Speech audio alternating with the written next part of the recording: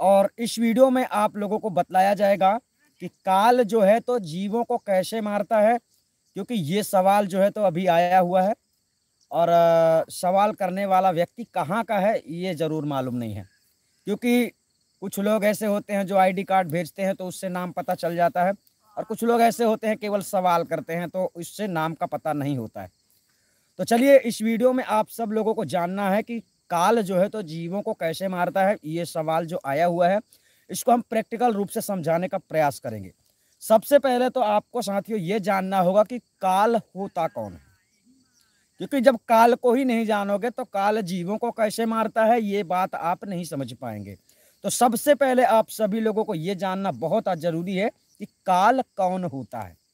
काल को प्रैक्टिकल रूप से आप लोगों को समझना है और हम आपको यहाँ पर पूरी तरह से मतलब यही बतलाने का प्रयास करेंगे ताकि आप लोग समझ पाए कि काल कैसे जीवों को मारता है। सबसे पहले काल को जानो। सबसे पहले हम आपको 3 कालों के बारे में समझा देते हैं, जो काल वर्तमान काल, भविष्य काल और भूत काल होता है। ये 3 चीजें पहले काल को समझिए। काल को जब समझ लोगे, हम जितनी मतलब गहराई से काल को समझाने का प्रयास करेंगे उतनी ही गहराई से आप समझ जाएंगे कि काल कैसे जीवों को मारता है। ठीक है, तो काल को पहले आप समझो कि काल हमने आपको बतलाया, एक वर्तमान काल, एक भूत काल और एक भविष्य काल। ये तीनों जो शब्द हैं, ये तीनों शब्द के अंतराल जो इसका मूल सार होता है तो उसको समय कहा जाता है। ध्यान रखना, समय। ठीक है, तो और कई शब्दों में सदगुरु कबीर साहब ने यह भी बताया है कि समय को भरोसो ना ही कदी पलटी मार जाए। ये काल के ही ऊपर व्याख्या चल रही है, काल के ही ऊपर उदाहरण चल रहा है। समय को सदगुरु कबीर साहब ने काल का नाम दिया है। अभी अभी आपको हम अलग से भी बतलाएंगे, आखिर समय तुम्हारा कुछ नहीं करता है लेकिन समय में कोई करता है ना, समय में कोई कार्य होता है, इसलिए समय को जो है तो काल बतलाया गया है। अगर आप सभी सही समय से सदगुरु की भक्ति नहीं किए, सही समय से सतगुरु की शरण नहीं लिए, सही समय से आपको आत्मा परमात्मा का ज्ञान नहीं हुआ तो होगा क्या, देर हो जाएगी, फिर आपके पास समय नहीं बचेगा, मतलब काल के चक्रव्यूह में आप लोग फंस जाएंगे। ये क्या है, वर्तमान काल की बात चल रही है। अब अभी स्पष्ट ये नहीं हुआ है पूरी तरह से कि काल कौन है, और जब तक काल नहीं जानोगे तो काल का जाल क्या जानोगे। इसलिए इस वीडियो में पूरी तरह से आप सभी लोगों को यह जानना आवश्यक है कि काल कौन है। सबसे पहले शब्दों में हमने आपको समझाया वर्तमान काल, भूत काल, भविष्य काल। ध्यान रहे, भूत काल से वर्तमान काल दिखता है और वर्तमान काल से भविष्य काल का निर्माण होता है। जैसे कई शब्दों में आपने कई लोगों के मुख से सुना होगा, मेरे नसीब में नहीं था, है ना, इस प्रकार की बातें आपने सुनी होगी। ये नसीब में, जो किस्मत में, ऐसी बातें लोग कहते हैं लेकिन शायद ऐसा समझते नहीं है, हकीकत को समझते नहीं। ये नसीब वाला शब्द जो आता है साथियों, ये एक संतुष्टिकरण शब्द है, केवल संतुष्टिकरण, इसका कोई सार नहीं होता है। नसीब में नहीं था, किस्मत में नहीं था, कुछ ऐसी बातें जो ये दो शब्द आ रहे हैं, ये बेकार के शब्द हैं जो आदमी के अंतर्गत चलते रहते हैं। जैसे आप यूं समझ लो ना कि आपने मेहनत किया, है ना, मेहनत तो आपने खूब की, लेकिन हुआ क्या, आपके घर से वो माल चोरी हो गया, या कि आपका रुपया पैसा चोरी हो गया, या फिर आपके जेब से गिर गया, नुकसान हो गया, आपके काम में नहीं आया, तो आप ये सोचकर, ये समझकर संतुष्ट करेंगे कि मेरे नसीब में नहीं था या फिर मेरे किस्मत में नहीं था। शायद आप ये बात वहां पर भूल जाते हैं कि कहीं ना कहीं मेरी गलती हुई होगी जिसकी सजा मुझे आज इस प्रकार से चुकानी पड़ी। अदले बदले लेखे लेखा, समुझ जान सुन ज्ञान विवेक। अर्थात इस संसार का नियम ही है, आज तुम किसी को खिलाते हो तो कल तुमको कोई खिलाएगा, आज तुम किसी के बाप हो तो कल तुम्हारा कोई बाप होगा, आज तुम किसी के बेटे हो कल तुम्हारा कोई बेटा होगा। ये संसार के नियम है। तो इस प्रकार से सबसे पहले आप लोगों ने यहां पर समझा शब्द स्वरूपी 3 काल। अब ये 3 काल का मूल अर्थ होता है समय चक्र। और समय चक्र निर्धारित कौन करता है? जो जगत को चलाता है, अर्थात जिसकी सत्ता है, जो हुकूमत कर रहा है पूरे विश्व ब्रह्मांड में, वो संविधान बनाता है। अब उसी संविधान को बनाने वाला कौन है? ब्रह्म निरंजन, जिसका दूसरा नाम लिया जाता है काल निरंजन। उसी का तीसरा नाम लिया जाता है समय चक्र, अर्थात निश्चित। मतलब बीज आपने बोया, उसका वो पौधा उगेगा, बड़ा होगा, फल लगेगा, ये निश्चित है, ये कर्म के अनुसार। तो चलिए, काल आप लोगों को मारता कैसे है, यहां पर पहले आपको समझ लेना है कि आप लोगों को यह भी पता नहीं होगा कि काल के जाल में फंसने का कारण क्या है और काल के जाल से आप लोग बचोगे कैसे, है ना। तो ये जानना बहुत आवश्यक होता है कि आखिर काल जो है तो जीवों को मारता कैसे है, जीवों को खाता कैसे है ना, जीवों को तड़पाता कैसे। सबसे पहले तो ये समझ लो कि जब आपका जन्म होता है तभी तो आपकी मृत्यु होती है। जब आप कर्म भरम में उलझे रहते हैं तभी तो आप लोगों को पीड़ा होती है। अगर आप कर्म जाल से छूट जाएं तो आपको कभी भी कोई भी पीड़ा नहीं सताएगी। अब कर्म जाल से आप तब तक नहीं छूटेंगे जब तक शरीर से नहीं छूटेंगे, जब तक शरीर से संबंध है। शरीर एक प्रकार का नहीं होता है, ये केवल यही शरीर केवल शरीर नहीं है, शरीर नाना प्रकार के होते हैं। रिद्धि सिद्धियों का शरीर अलग होता है, दिव्य शरीर अलग होता है, भूत पिशाचों का शरीर अलग होता है, देवी देवताओं का शरीर अलग होता है। इसी प्रकार से नाना प्रकार के जीव जंतु प्राणियों का शरीर अलग होता है और सर्वत्र शरीरों में पीड़ा होती है।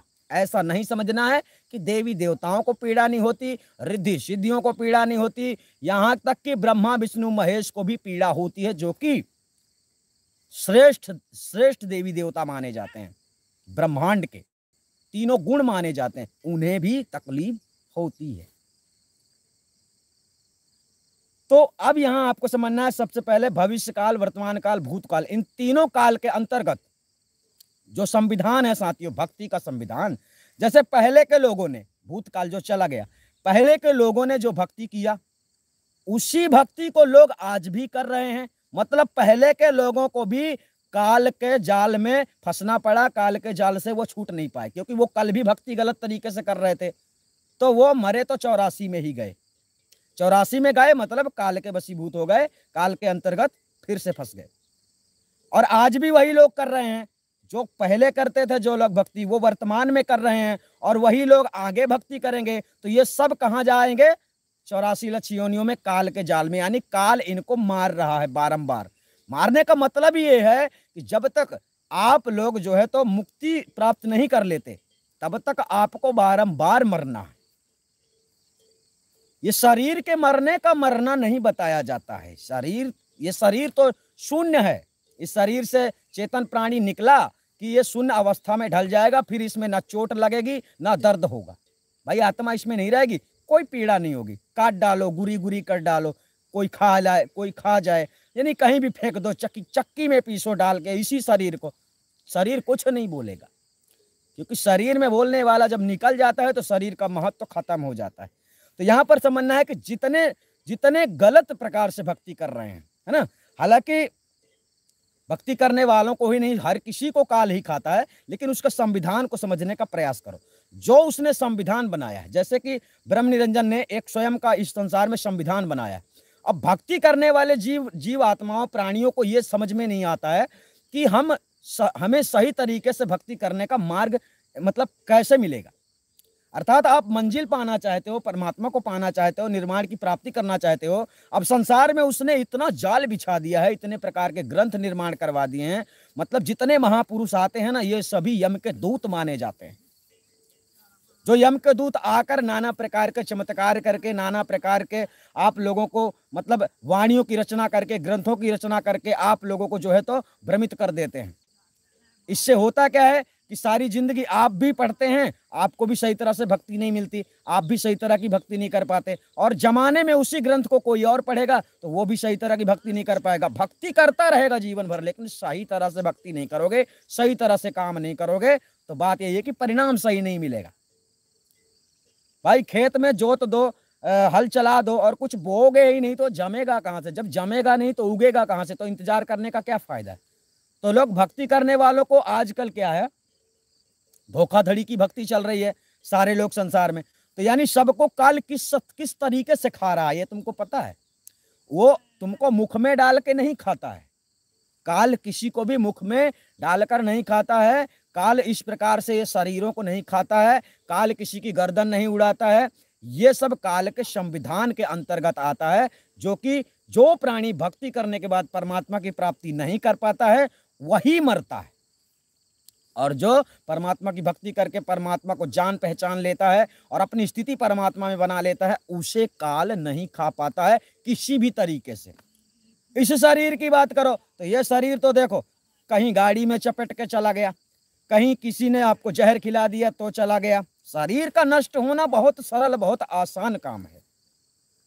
पर एक जो आत्मा है, जो आत्मा परमात्मा की भक्ति करता है, ऐसे भक्ति करने वाले आदमी को, हम आपको यकीनन कह रहे हैं, आपको अगर आत्मा परमात्मा का स्वरूप ज्ञान हो जाए, सतगुरु के बताए मार्ग पे आप चलने लगो, तो काल की मजाल नहीं है कि आपको मार देगा। क्योंकि आपको कोई जहर भी देगा ना तो तुम जहर भी खा के मरोगे नहीं, यानी शरीर तो छूट जाएगा, पर आप अपनी उस अवस्था में चले जाएंगे जिस अवस्था में जाने के बाद मरने का भय ही नहीं रहता, आवागमन यानी इस संसार में आने की इच्छा भी नहीं होती है आपको। यानी कि जब आप परमात्मा को जान लेंगे, ऐसा तभी संभव है। परमात्मा को नहीं जानते हैं, मान लो अभी भक्ति करने वाले संसार में बहुत सारे लोग हैं, है ना, काल के जाल से बचने के लिए, परमात्मा की प्राप्ति के लिए भक्ति करते हैं, नाना प्रकार की साधनाएं करते हैं।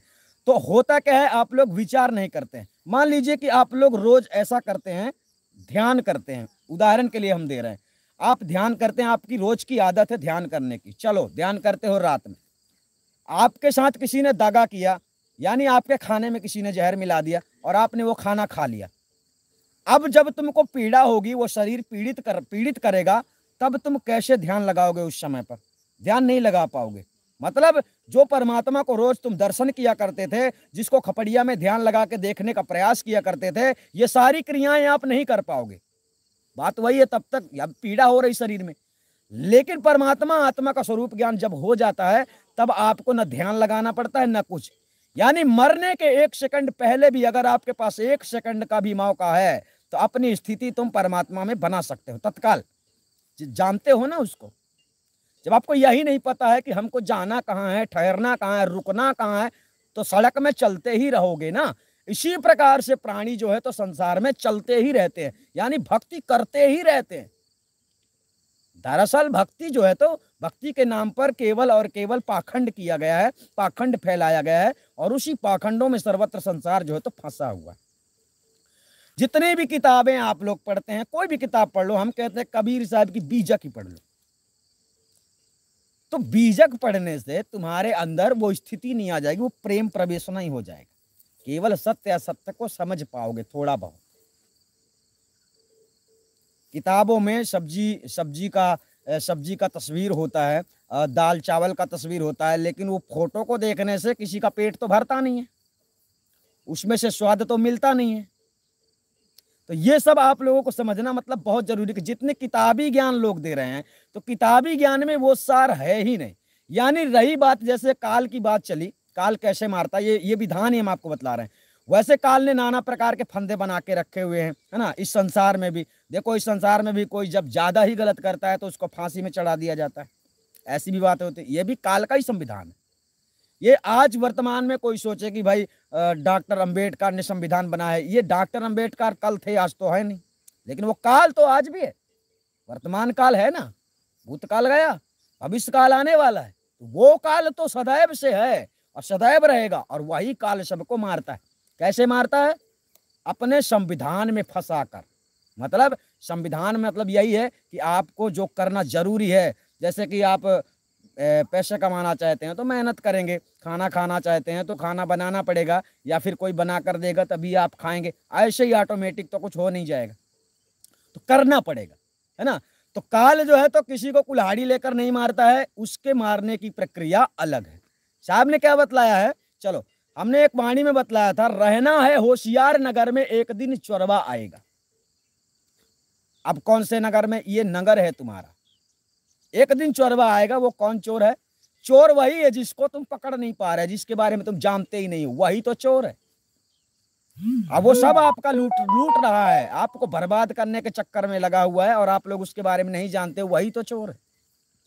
अर्थात काल को किसी ने नहीं देखा, तो काल पहली बात यहां आता ही नहीं है, कहां, आपके सामने, परंतु उसके यमदूत आते हैं। जैसे कहने का तात्पर्य हो गया, भारत का प्रधानमंत्री नरेंद्र मोदी है ना, गलती आपने किया, जो भी किया, तो मोदी नहीं आएगा पकड़ने, उसके सिपाही आएंगे, सैनिक आएंगे, नाना प्रकार के, जो थाना कोतवाली में उनका कानून नियम चलता है, गलती के अनुसार सजा देना, जेल में रखना, रिहाई करना, जज, ये सब कुछ इस प्रकार का उसका पूरा कोर्ट का चहली है। ध्यान रखना, जो ब्रह्म निरंजन दुनिया चला रहा है, वो सारे, एक बात बताओ, वो इंसान के जैसे नहीं सोचता है जैसे आप लोग सोचते हैं। आप लोगों की सोच बहुत छोटी है। जो जैसा होता है ना, वो उसी अनुसार अपने विचारधाराओं में चलता है, अपने विचार करता है। आदमी को अपने अपने से ज्यादा विचार नहीं करना चाहिए। यानी जो आप नहीं कर सकते हैं, ऐसा सोचना ही काल के वशीभूत होना माना जाता है। क्योंकि आप जो नहीं कर सकते, ऐसा करने को आप सोचोगे तो ऐसा सोच सोच के पागल हो जाओगे। तो बात वही है कि परमात्मा को खोजने वाले जितने पागल हैं, यानी ये सब पागल माने जाते हैं। भाई अनर्गल काम कर रहे हो, जो नहीं करना चाहिए वो कर रहे हो, तो खोज खोज के पागल हो जाओगे, मर जाओगे, परमात्मा नहीं मिलेगा। और हम सरल तरीके से बता रहे हैं कि कोई सच्चा सतगुरु होता है जो परमात्मा से आपको मिला देता है, आप समझ में नहीं आता है तुमको, तो हम क्या कर सकते हैं। सतगुरु कबीर साहब ने भी सरलता से बतलाया कि तुमको कैसे समझाया जाए। यानी अनजाने में आप लोगों को भटका दिया गया, वहां तक की बातें अलग होती हैं, लेकिन जानबूझकर जब आप भटकते हो तो इससे बड़ी मूर्खता कुछ होती ही नहीं है। तो यानी तीन काल ऐसे हैं, ये भविष्य काल, वर्तमान काल और भूतकाल। ये तीनों काल के अंतर्गत भक्ति तो चली आ रही है पहले से, जब से संसार हुआ तब से भक्ति शुरू हो गई है, और भक्ति जब से जिसने शुरू किया है वो खत्म हुई ही नहीं, मतलब वो आज भी चल रही है। अब फर्क यह है कि जिसको जैसी भक्ति पसंद आती है वो वैसी भक्ति करता है, और काल सभी भक्ति कर करके काल के ही जाल में चले जाते हैं आराम से।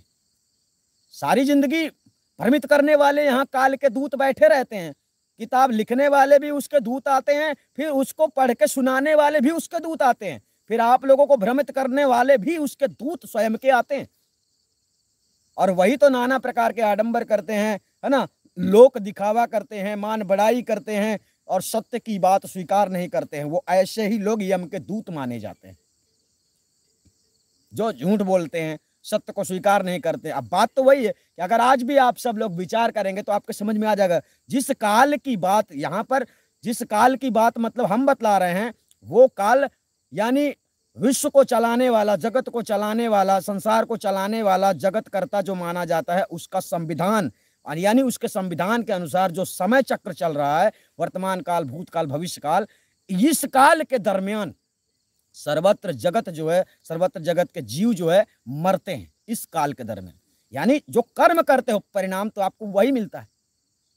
तो वो काल तो आपको मारने नहीं आता, आपको पकड़ने नहीं आता।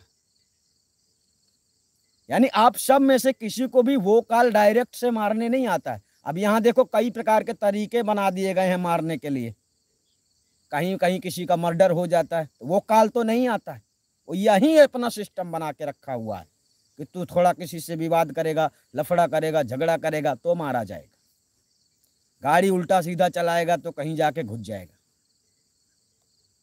मतलब थोड़ी सी गलती करो, मिस्टेक करो, ये शरीर का नष्ट होने में जरा ज्यादा समय नहीं लगता है।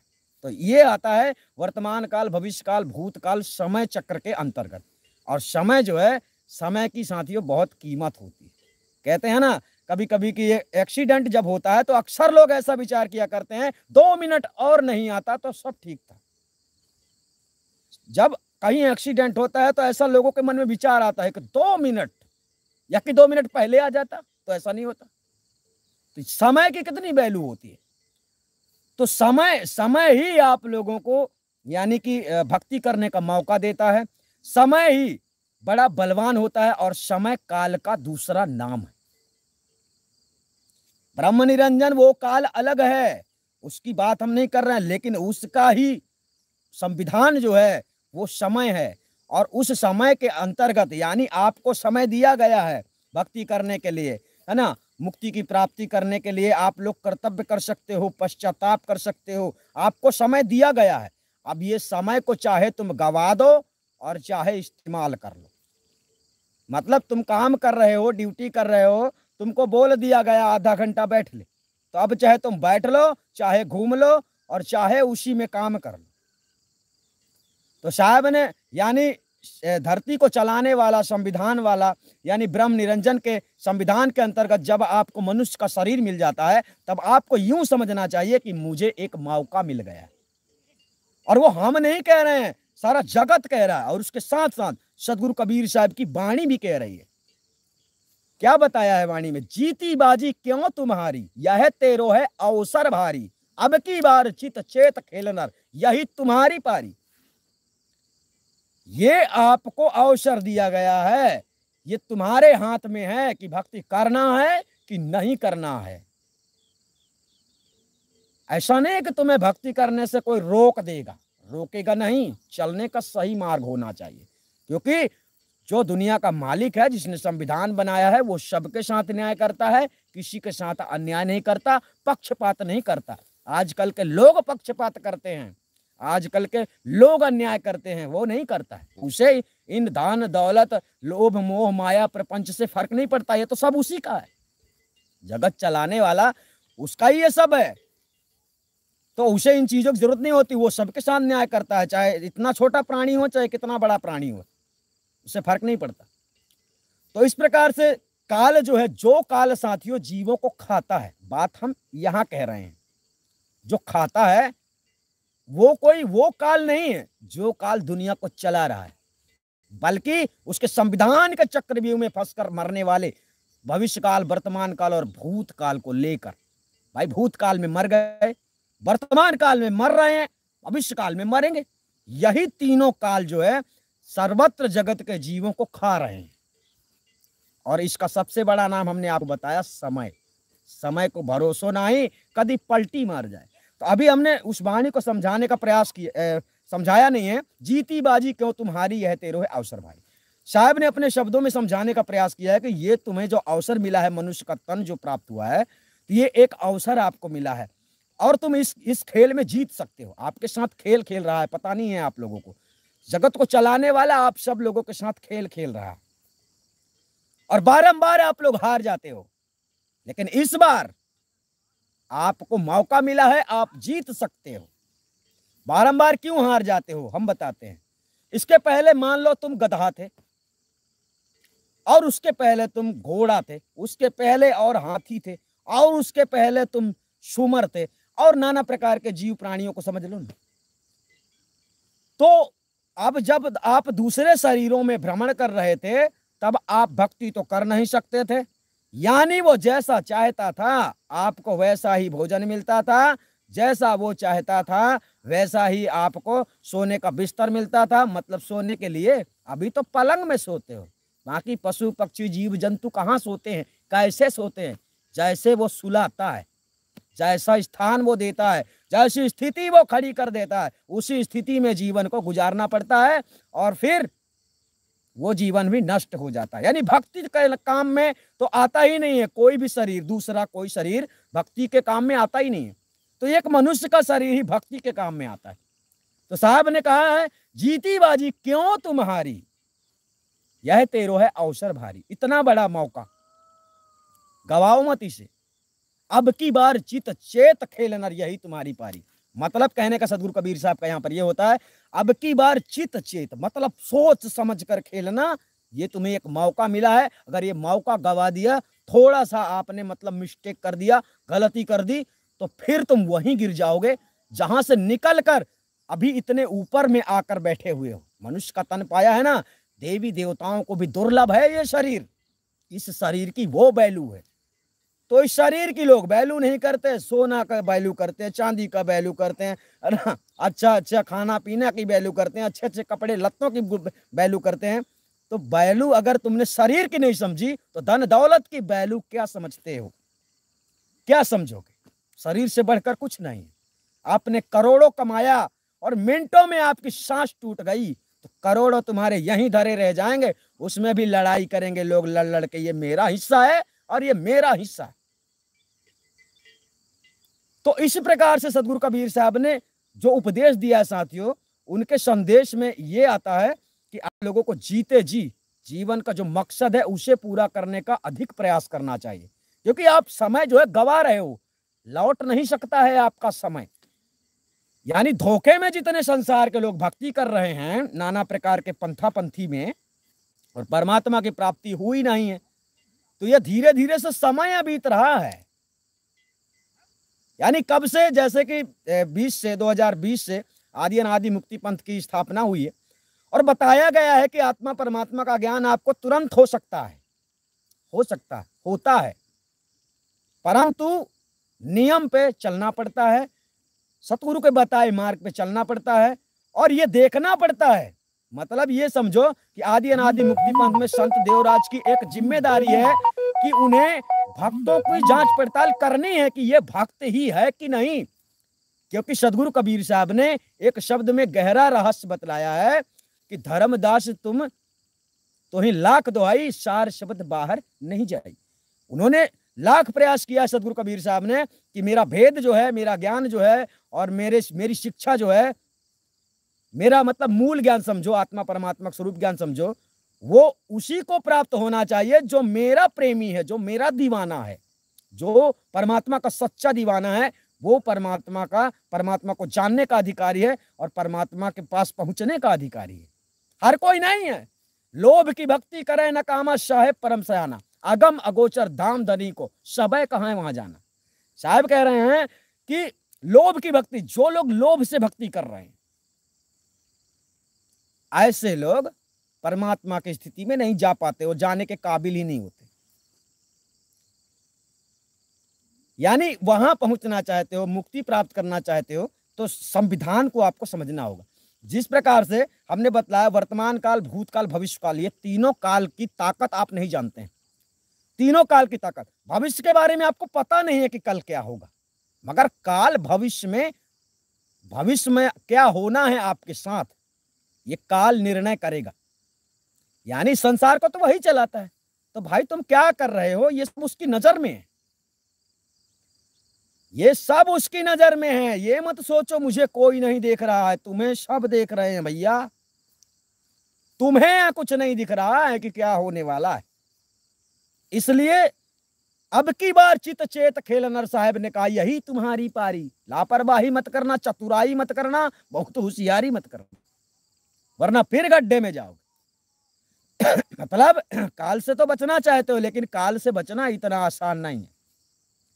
क्यों? क्योंकि अभी भविष्य में भी तो काल खड़ा है ना तुम्हारे। तुम आज गलती कर दोगे तो वो कल सजा देने के लिए तैयार हो जाएगा। इसलिए कहते हैं सच्चे सतगुरु की शरण में जाकर सत्य मार्ग पे चलना चाहिए, ताकि तुम्हारे सर्वत्र दोष नष्ट हो जाएं।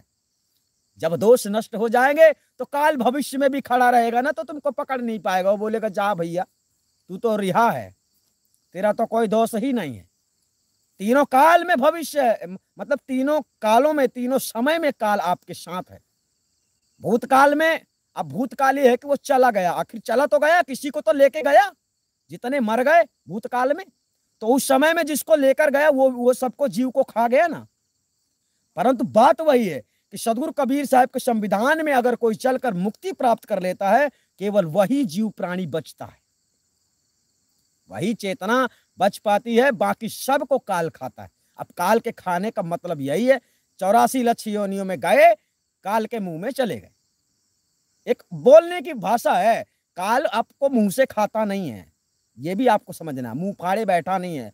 साहब ने बतला दिया है 14 खंड बसे मुख हुआ के सब ही करत आहारा।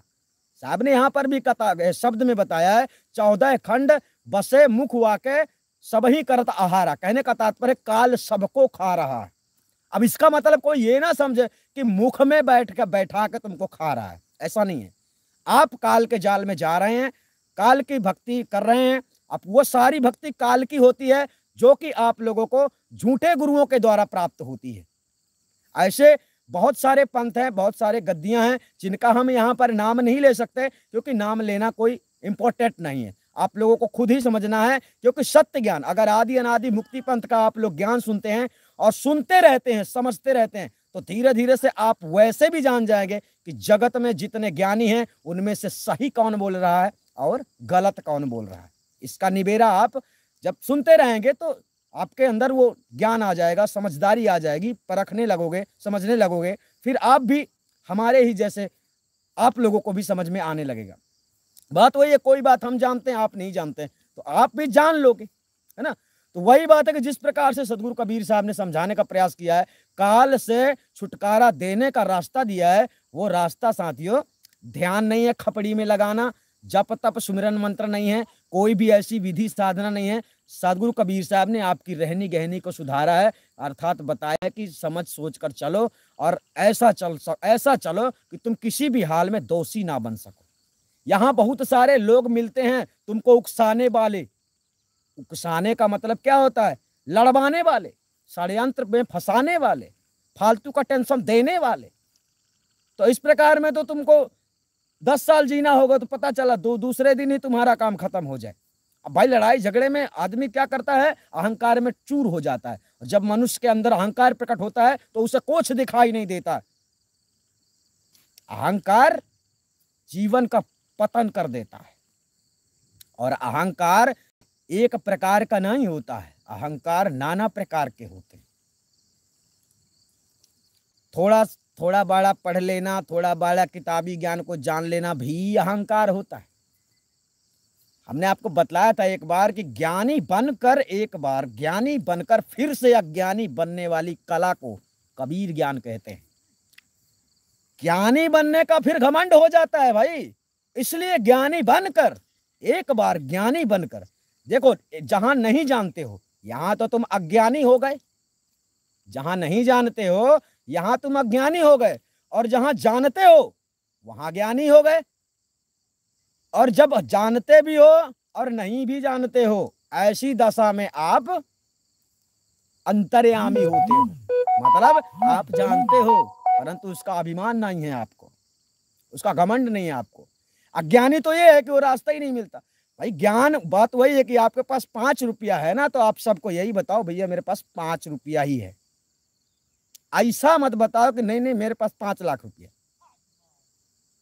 तो बात वही है कि आपको नहीं मालूम है, आपके सोचने से भक्ति का मार्ग आगे नहीं बढ़ता है।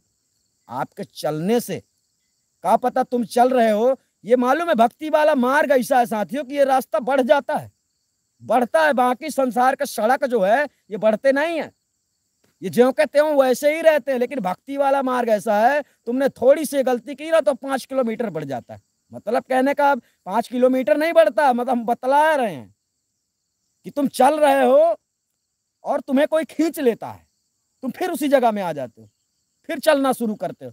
इसलिए साहब ने कहा है, अमरपुरी की सांकर गलियां अड़बड़ है चलना, अमरपुरी की सांकर गलियां अड़बड़ है चलना, ठोकर लगी गुरु ज्ञान शब्द की उंगर गए झपना। मतलब अंधेरे में आप कैसे चलोगे, अज्ञानी आदमी कैसे भक्ति के मार्ग में चलेगा। तो इसलिए सतगुरु की शरण लेकर, सतगुरु के आदेशानुसार, सतगुरु का परामर्श लेकर ही कोई काम करना चाहिए, आगे बढ़ना चाहिए, ताकि किसी भी तरह से तुम्हें काल जो है तो अपने जाल में ना फंसा पाए। यानी वर्तमान का ही संविधान साथियों भविष्य को बनाता है, तैनात करता है। आज जो आप कर्म कर रहे हैं ना, इसका परिणाम ही भविष्य में रखा हुआ होता है। आज का भी परिणाम देने वाला काल है और भविष्य में जो मिलने वाला है उसे भी देने वाला काल है। ध्यान रखना, क्योंकि उसका जगत है भाई, उसका संसार है। तो यहाँ कबीर का हुकूमत नहीं चलता है, वो कबीर से नहीं डरता है। ध्यान रखना, क्योंकि वो कबीर को जानता ही नहीं है।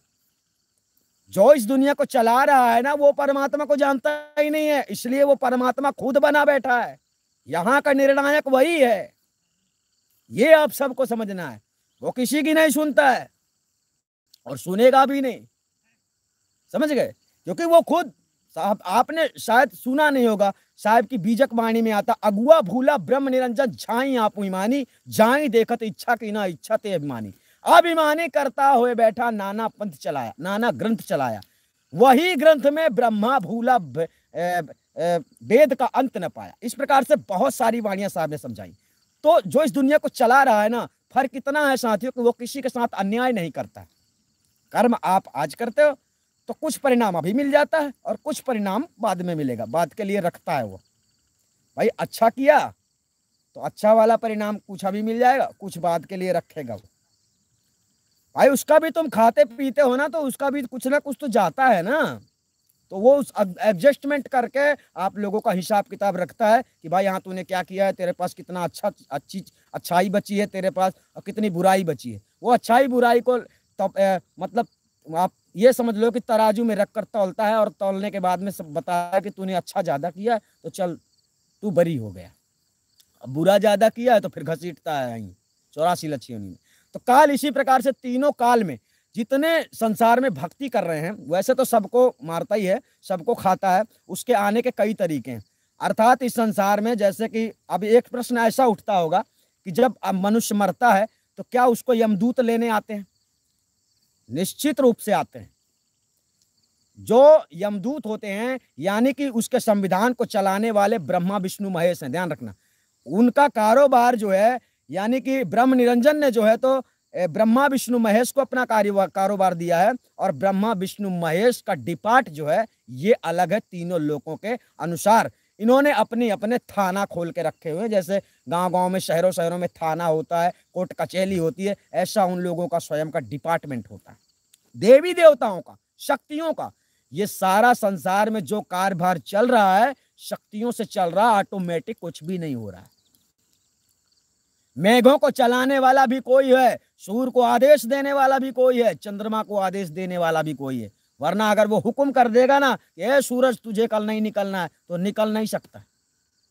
समझ रहे? अपने आप कुछ नहीं हो रहा है। बड़े वैज्ञानिक लोग साइंटिस्ट लोग ऐसा बात करने लगते हैं कि क्या करोगे, यानी ये दुनिया को अभी सृष्टि रचना से संबंधित वाणी नहीं आई है, वरना तो हम सारा खोल कर बता देते कि होता कैसे, जगत प्रपंच बना कैसे, है ना। तो चलो वो बात तो बता भी नहीं सकते वर्तमान में, क्योंकि सदगुरु कबीर साहब के अनुसार सृष्टि रचना वर्तमान में जो है तो छुपी हुई है, परंतु जब भी सामने आएगी तब कभी देखा जाएगा। आप लोगों को यूं समझना है कि भूतकाल में जो गया तो जाने दो, वो तो चला गया। भूतकाल के वर्तमान में ग्रंथ हैं कि नहीं है? भूतकाल के ग्रंथ है। भूतकाल के ग्रंथ कौन है? गीता भागवत ये भूतकाल के ग्रंथ। इसमें पहले भी जितने भक्ति करते थे वो भी काल के जाल में गए हैं, मतलब काल ने जीव को खा लिया है। आज भी जितने कर रहे हैं वो भी मर जाएंगे। काल जो है तो ऐसे जीवों को खा जाएगा, और जो भविष्य में करेगा वो भी मरेगा। काल का जीव काल के ही अंडर में जाएगा, और फिर वह मतलब अपने जीवन का जो उद्देश्य पूरा नहीं कर पाएगा तो काल के जाल में जाके फंस जाएंगे, यानी काल सबको खा जाएगा। यही बात है। तो भूतकाल के जितने ग्रंथ हैं इनमें से कुरान ले लो, वेद ले लो, हैं, और 18 पुराण ले लो, है ना, और शास्त्रों को ले लो, जितने ग्रंथ आते हैं। हम तो सीधा कहते हैं कि कबीर साहब के बीजक के अलावा, और वो भी कौन सी बीजक, वास्तविक